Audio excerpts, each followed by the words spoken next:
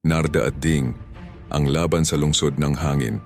Isang hating gabi sa probinsya, habang nagpapahinga sina Narda at Ding, dumating ang isang kakaibang hangin. Malamig ngunit may amoy ng bulaklak. Sa gitna ng dilim, sumulpot ang isang ginintuang bangka sa tabi ng ilog.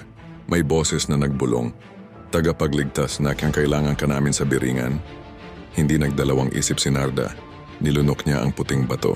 Nagbago ang kanyang anyo at kasuotan, kumikinang ng ginto handa sa laban at pakpak na kumikinang. Habang si Ding na 10 taong gulang, nagbago ang kasuotan at anyo handa sa laban. Kasabay nito, lumipad siya hawak. Si Ding, patungo sa bangkang ginto, lumulutang sa ere. Sa pagpasok nila sa lungsod ng Biringan, nakita nila ang mga palasyo na gawa sa liwanag at ulap.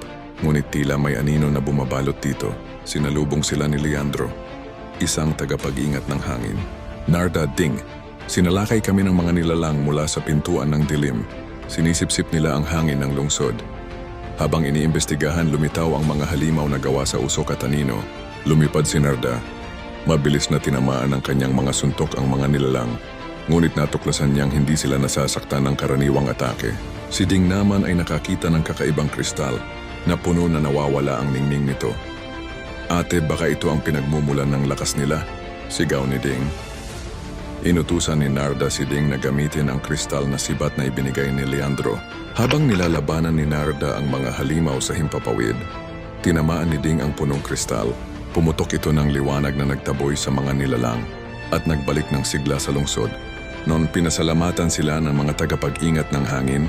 "Narda, Ding, hindi lahat ng laban ay sa lupa. Minsan nasa hangin din." Binigyan sila ni Leandro ng perlas ng Biringan, tanda ng pagkakaibigan at paanyaya na bumalik kung sakaling kailangan muli. Pagbalik nila sa baryo, nagingitian ang magkapatid. "Ate, next time, baka sa pintuan ng apoy naman tayo mapunta," sabi ni Ding. Ngumiti si Narda. "Handa tayo sa kahit anong laban." Nagustuhan niyo ba? Comment lang po. Saan niyo gustong pumunta si Narda at Ding?